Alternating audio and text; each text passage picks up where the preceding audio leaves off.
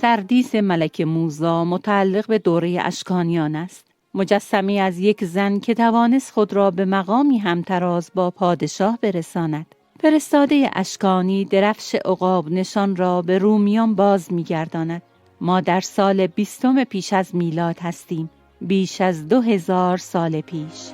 روزی که ایران و روم به صلح می‌رسند با تدبیر این فرد، گایوس اکتاویوس امپراتور روم و همکاری این زن، موسی، یک کنیز رومی که سردیس او در موزه ملی ایران است. داستان این سردیس و زندگی ملک موسی را در این قسمت از تونل زمان ببینید. سردیس مرمرین موسی سال 1318 در کاوش‌های شوش باستانی کشف شد توسط رولند دومک دوئنم، باستانشناس فرانسوی که برای کاوش به ایران فرستاده شده بود. کشف این سردیس یکی از مهمترین دستاوردهای او بود. نیمتنه‌ای از یک زن با تاجی بر سر که مشخص شد به دوره اشکانیان تعلق دارد. وقتی فرانس کومون باستانشناس بلژیکی این نیمتنه را از آن موسی دانست، ارزش آن به مراتب بیشتر شد. اما چرا باید از یک کنیز رومی در ایران مجسمه‌ای چنین با شکوه بسازند؟ بهتر است داستانمان را از روم آغاز کنیم و بعد به ایران برسیم. از زمانی که گایوس اکتاویوس وارث جولیوس سزار با شکست رقبایش بر تخت فرمانروایی روم نشست، او توانسته بود همه دشمنان را از سر راه بردارد جز یکی، ایران. رومیان تا آن روز 2 بار با شاهنشاهی اشکانی وارد نبرد شده بودند، با 2 سردار مقتدر خود، کراسوس و مارک آنتونی، که هر دو هم شکست سختی خوردند. اکتاویوس راه چاره را نه در جنگ که در صلح دید، پس کنیزی را همراه با هدایای بسیار به رسم دوستی و صلح برای شاه ایران فرستاد. در آن زمان شاه اشکانیان فرهاد 4 بود، بیرحم، سختگیر و جنگجو. اما عاشق کنیز روم شد، زنی که نام او را سرموزا، تئاموزا، اورانیا و مویزا هم ثبت کردند.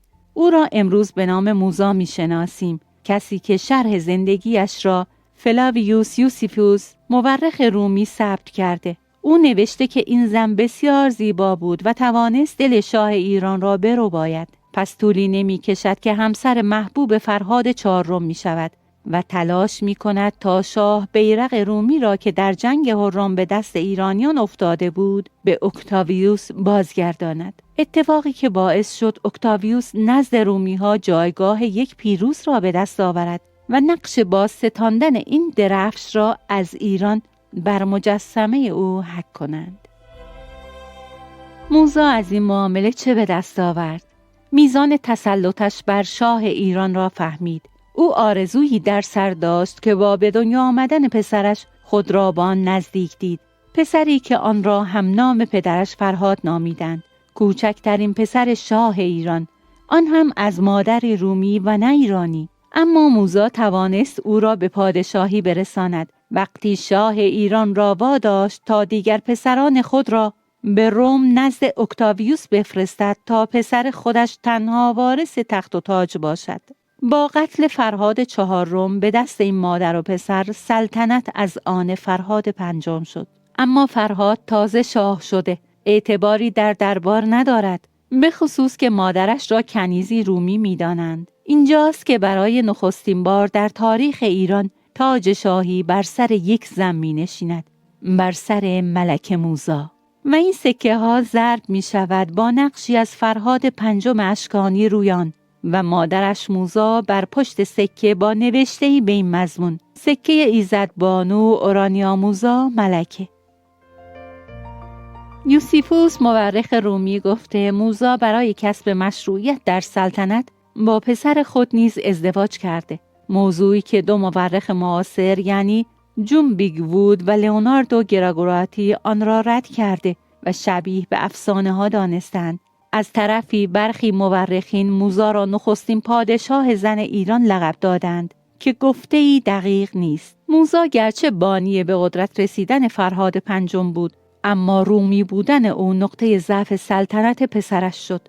همین موضوع سبب شد تا فرهاد پنجم شأن او را تا حد یک ایزدبانو و شریک در سلطنت بالا ببرد تا حکومت خودش مشروع باشد. از طرفی او در کنار پسرش که شاهنشاه بود تاج بر سر گذاشت و خود او به عنوان شاه شناخته نشد.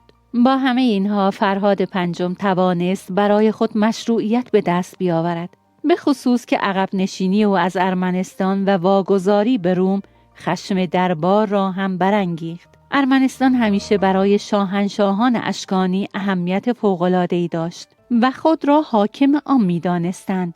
پس بر فرهاد پنجم شوریدند و او را کشتند. از سرنوشت ملک موسی اطلاعی نداریم جز گزارش‌هایی درباره فرارش به روم که برخی فرار او را همراه با پسرش شاه بیتاج شده ایران دانستند، به خصوص که نام سازنده این سردیس هم به خط یونانی روی تاج ثبت شده. آنتیوخوس پسر دریاست ساخته است. موسی حدوداً 30 سال در ایران بود و در این مدت کوتاه از یک کنیز به شخصیتی همتراز با شاه ارتقا یافت. نخستین زنی که در ایران نقشش را بر سکه زدند و نیمتنش را با تاج شاهی بر سر ساختند. گرچه هستند پژوهشگرانی که این نیمتنه را به دلیل شباهت در تاج و مو به طوق الهه نیکبختی یونان نسبت دادند و دلیل ساخت آن در ایران را علاقه اشکانیان به فرهنگ یونانی دانستند. هرچه هست این مجسمه امروز به نام ملک موسی در موزه ملی ایران نگهداری می شود.